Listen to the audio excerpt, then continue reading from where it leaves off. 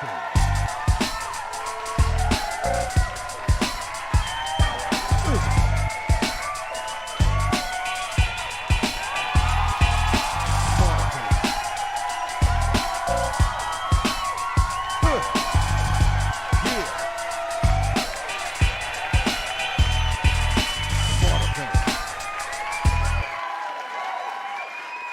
everybody, welcome to another segment of Smarterfan podcast, where we bring you behind the veil of sports, business, and life. I'm Joe, and this is Barry. What's going on, Barry? I'm excited, Joe. It's December. Ho, ho, ho. Yeah, man. It's holiday time. I was listening to Christmas music today. I was cracking up. It was just good. Just good. Good. The life is good. Good. Just Oh, yeah. great. How you doing? Oh, I'm hanging in there, just trying to get by. Well, I may have to bring you some eggnog to pep you up. Yeah, that was my dad's favorite. Oh, yeah? Yeah, he loved eggnog. Yeah, I used to love eggnog, man.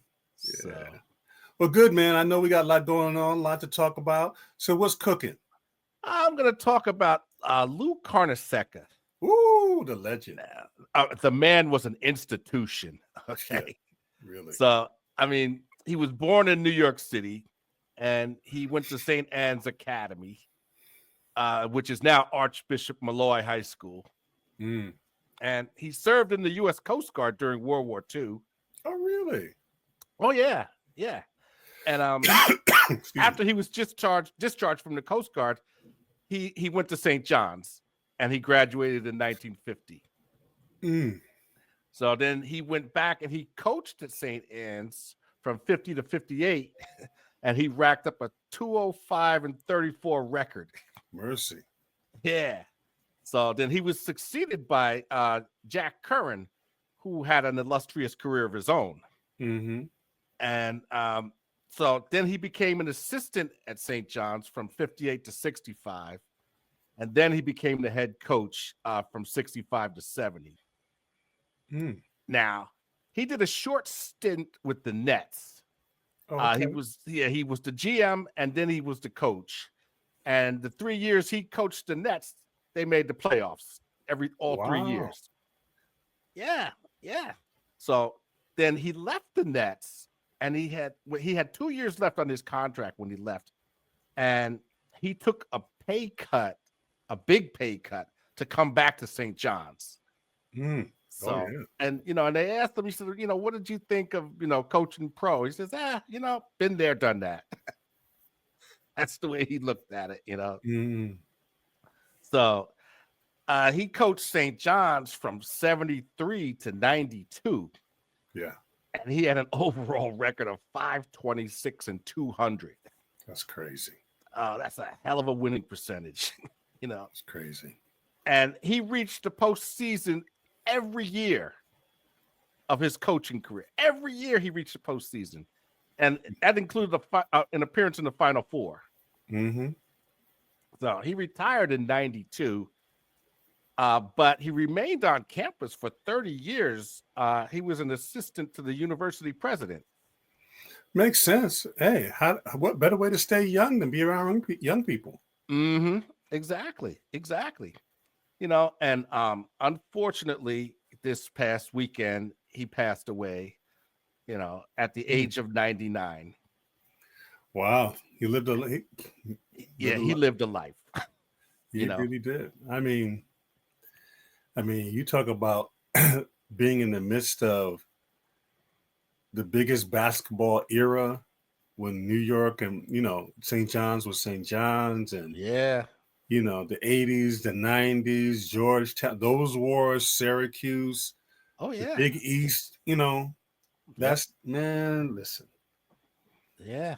And I mean, I have to give him so much credit because he was able to get some incredible talent to come to St. John's. Yes, he did. But with a winning record like that and that pedigree he had, it's hard to say no to a coach like that. And he was a great mentor. Yeah. And if you ever get a chance, you got to watch this documentary he was in. He sat down with Mark Jackson and they talked. Oh, really? Yeah, it's called New York City Point Gods. Oh, okay. Really, really good documentary. Talks about all the great point guards that came out of New York. Yeah. You know, yeah. I mean, it is unbelievable. You have to check it out. You really I do. will. And I think Mark produced it, didn't he?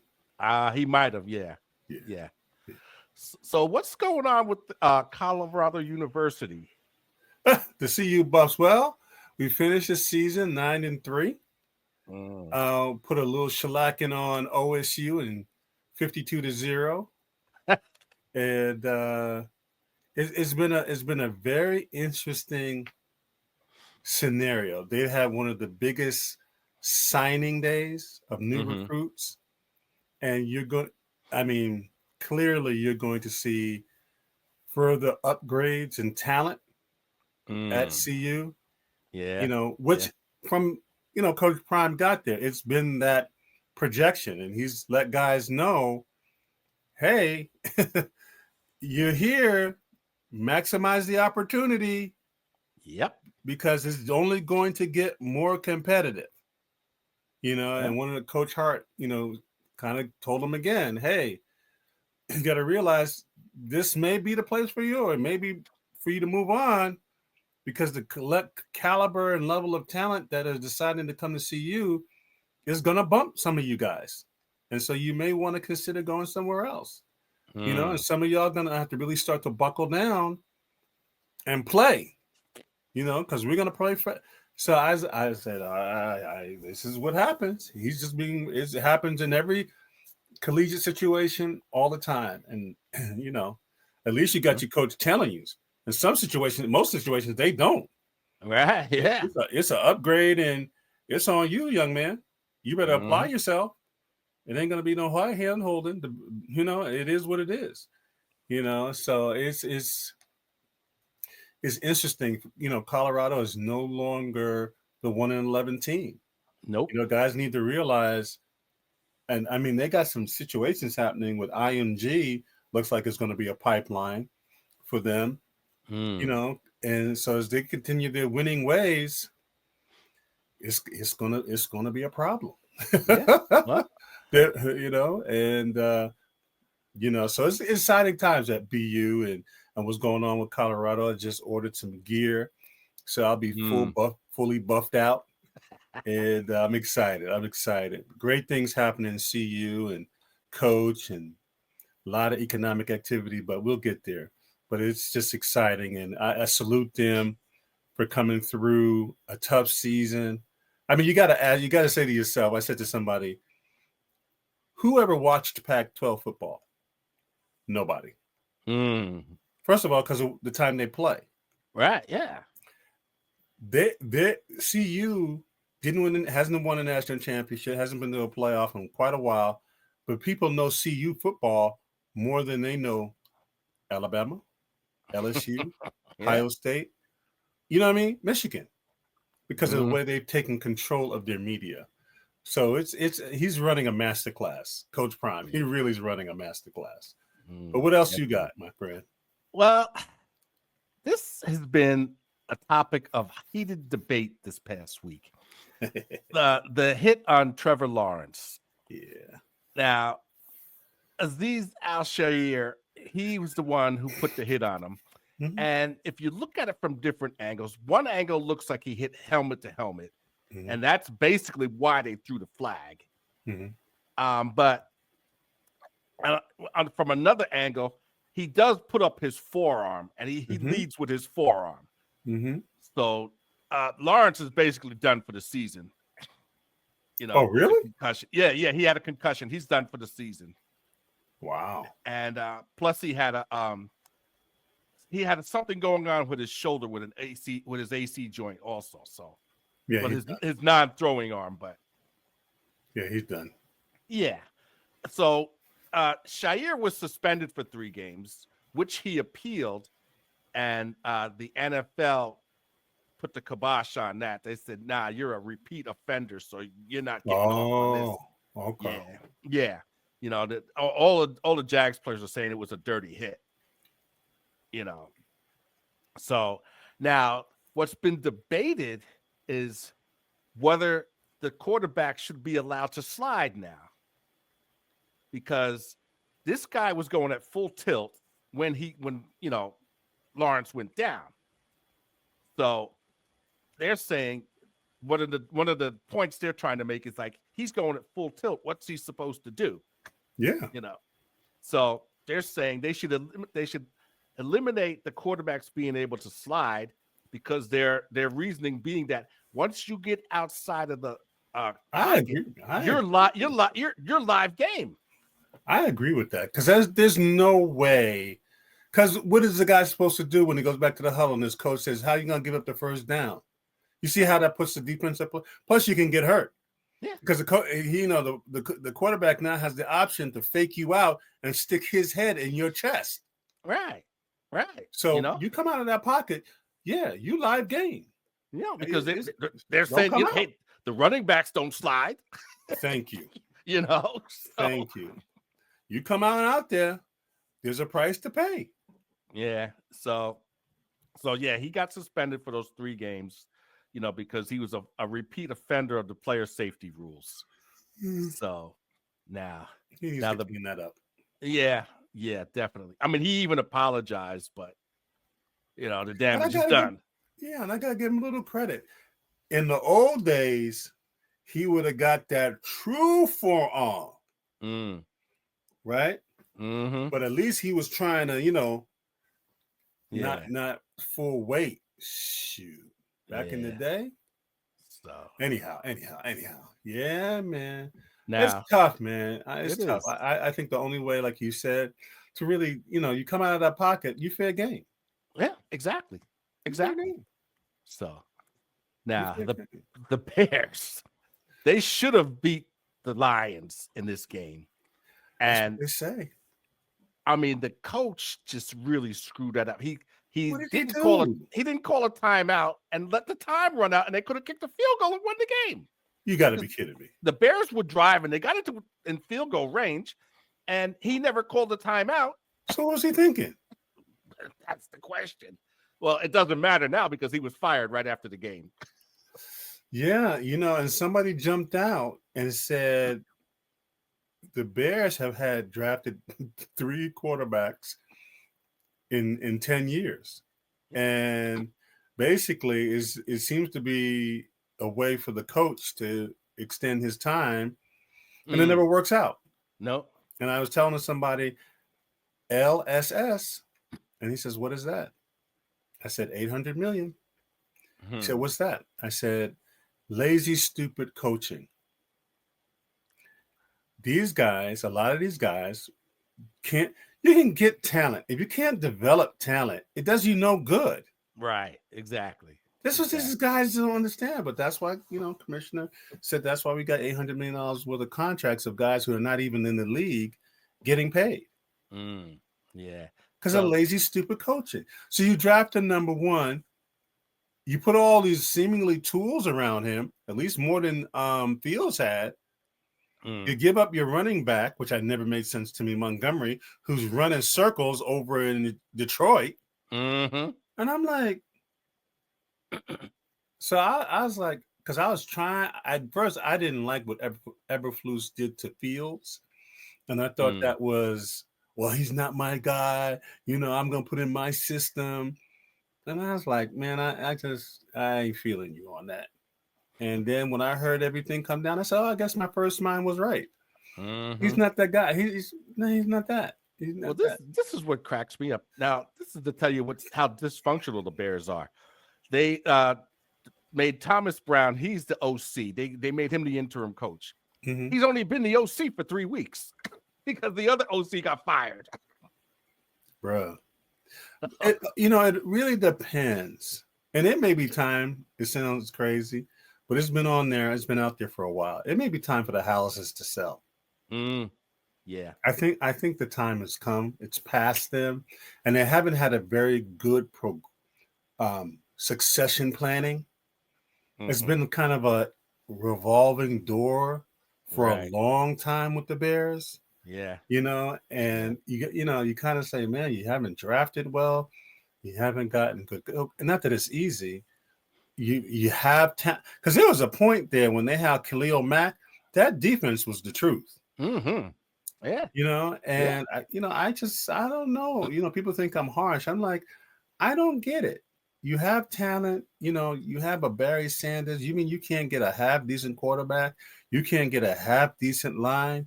You can't get a half decent set of receivers? I just don't believe that. You know what I mean? Then you do it again with Megatron. He's going to get doubled. You're going to tell me you can't find a running back? Yeah, right. I ain't say he got to be a quarterback. I ain't say he got to be Montana. But you're going to try to tell me you can't evaluate talent to be more competitive? To me, that's lazy, selfish coaching. Well, you know what I mean, it doesn't make any sense to me because there's talent out there. Oh, definitely, definitely. And speaking of that, yes. Well, what about players getting what they're owed? Oh, I'm so happy, Joe.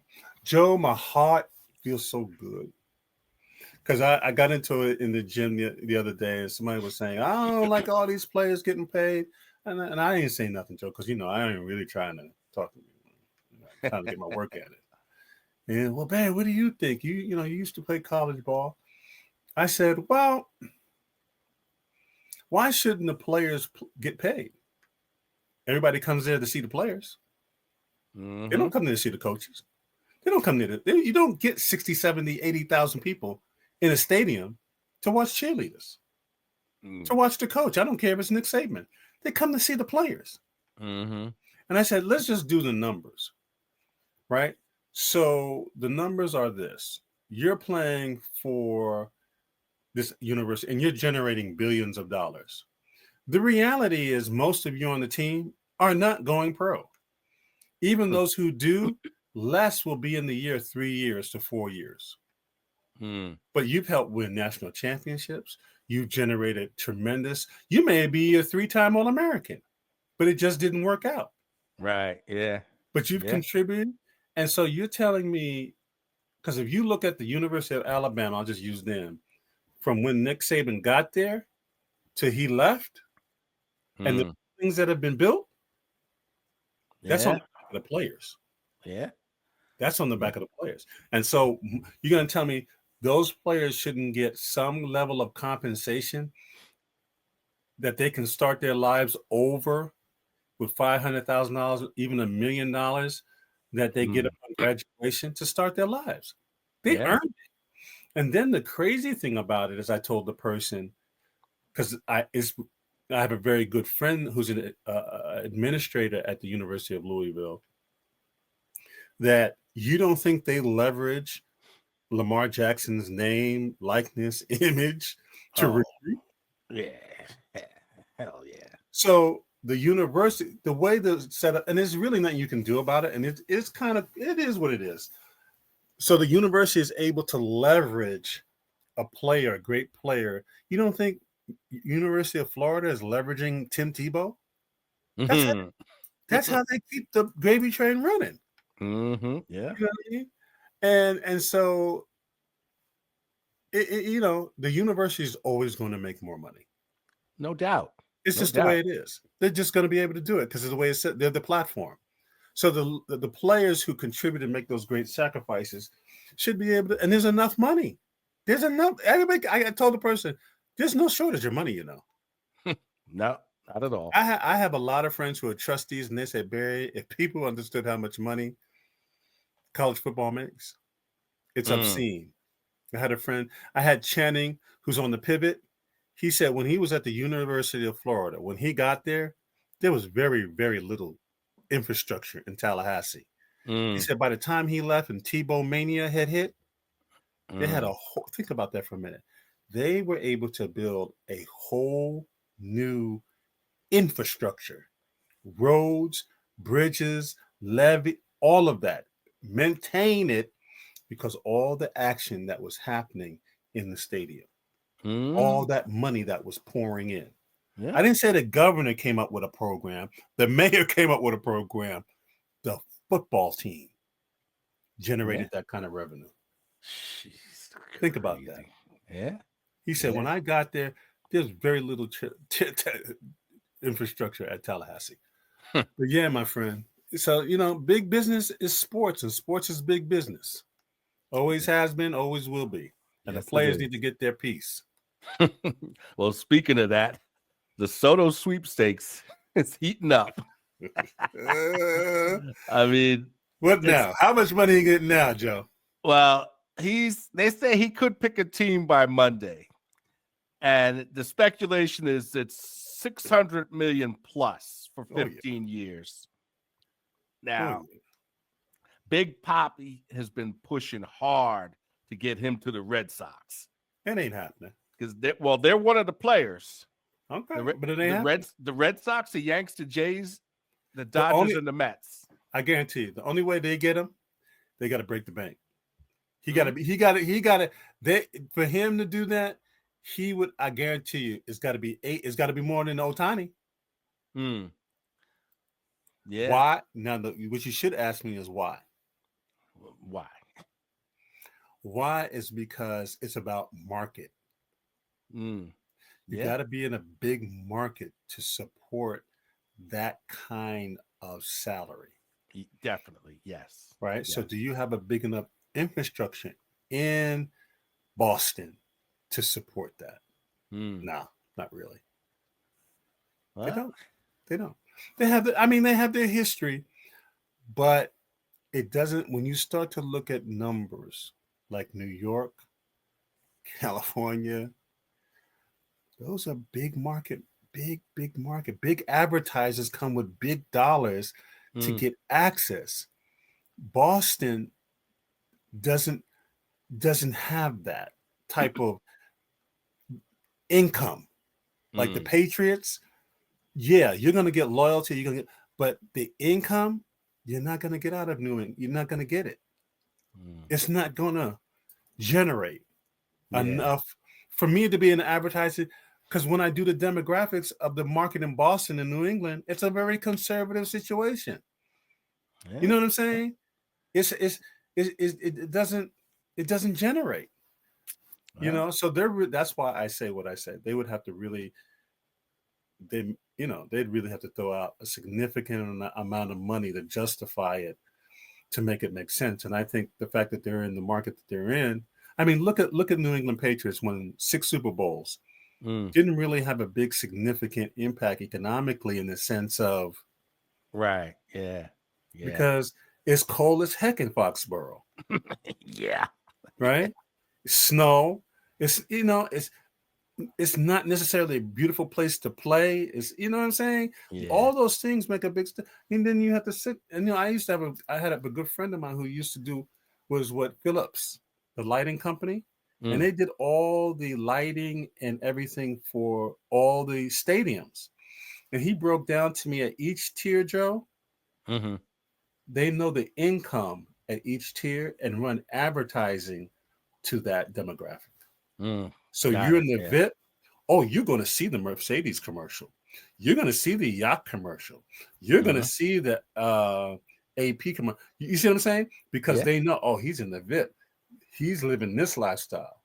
See what I'm saying? Yeah. So all those things come into this thing. These stadiums are not just built to be built. They're built to generate money. Definitely. Well, so that's my 2 cents. Yeah. Here's something interesting, though. Okay, the Dodgers signed Blake Snell to a 5-year deal, and they gave him a $52 million signing bonus. Oh, yeah. Nice. Now, they're also deferring some of his money. Now, is this going to be the trend now with signing these players to defer the money so that they can stay under the luxury tax? Because that's what the Dodgers are basically doing. Yeah, you defer it. I'm just surprised it took them this long. Yeah, but the Dodgers seem to be the only ones doing it. Well, they may be the only ones smart enough to do it. Well, plus they got a lot of investors. So yeah, I mean, and you got to see there again the level of sophistication, because you got to have certain things to be able to do that, right? California's a big state. A lot of money in California, right? Yeah. Then you can say, and if I'm a player right? And you come to the table, and I go, well, here's 300 million. We'll defer the rest for the rest of your life. Yeah. Yeah. So your retirement's set. Yeah. You know what I'm saying? That's what they did with Otani. Yeah. So you kind of like, well, dang, I mean, I got 300 million. What how many houses can I buy? How many cars can I buy? How much sushi can I eat? You know what I'm saying? Yeah. I got 300 million. And yeah. I got it planned out. So I got money for my 30s, money for my 40s, 50s, 60s when I stop playing for the rest of my life. Yeah. So I don't need it all now. Exactly. That's what, matter of fact, check this out. Trivia fact. When Magic Johnson got his $25 million, he didn't take it all at one time, Joe. He took it a year at a time and over 25 years because he knew what, Mr. Bus also schooled him on the tax implications and being able to leverage it out to 25 years. Well, I always have money that I can leverage. Hey, the Mets are still paying Bobby Bo. Man, Bobby Bo got the deal at a deal. Bobby Bo, matter of fact, he should go to the Hall of Fame just for that. Just for that. For him to pull that off, man, you talk about walking into the right situation. Yeah, every July, he's laughing all the way to the bank. Laughing, skipping, singing. And Jim, oh my goodness. But that's what happens when you can be smart about your money. Because what do I really need? You ain't home no way to be in the mansion. You on the road. Anyway. Yeah. So just a quick thing on Dave Sims. He's coming home. He's gonna be the only the second Black Yankee announcer full-time since Bill White. Wow. Yeah. So wow. He's gonna be reuniting with Susan Waldman, who we worked with on WFAN in the 80s and 90s. Awesome. And I remember him doing a show with Ed Coleman on the Fan. Okay. So is he exclusive to the Yankees? Yes. He's going to take over for John Sterling. Oh, really? Yeah. John Sterling officially retired. Oh, okay. So that's what's up. Yeah. So he's going to slide right into that role. Awesome. Awesome.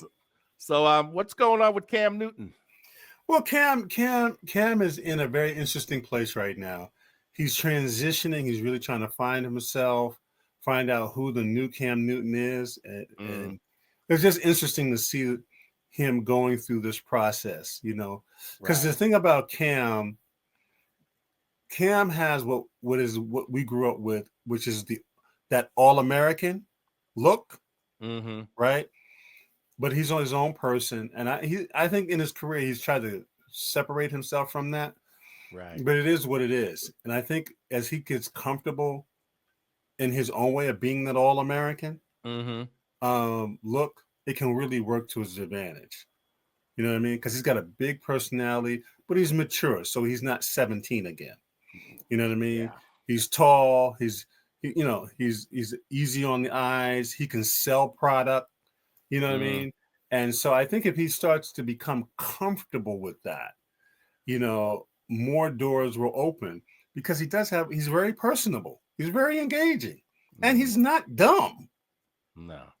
He's not dumb. He's a smart guy.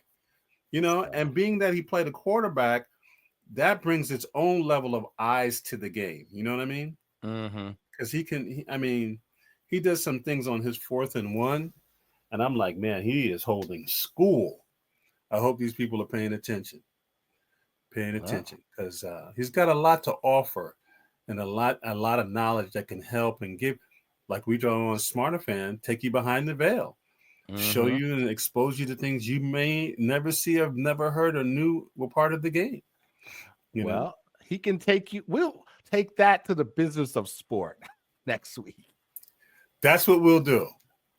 The business of sports. And I think hopefully Agent Marquez will be able to join us next week, which he'll even take us further behind the veil between all of these new football leagues and all these different players and their contracts and how they, he had one of his players jump from one team and now it's with the Saints. Okay. So it's an interesting dynamic. Yeah. Very looking forward to that. Absolutely. I mean, I love talking to Agent Marquez because he's just like, it's always cooking with him, man. It's always cooking. Always interesting stuff. And that's what we do here at Smarterfan Podcast Family. So as we always say at Smarterfan Podcast, stay in the game. Stay in the game. All right. Until next week, my friend. All righty now. Take care. Bye-bye. Smarterfan.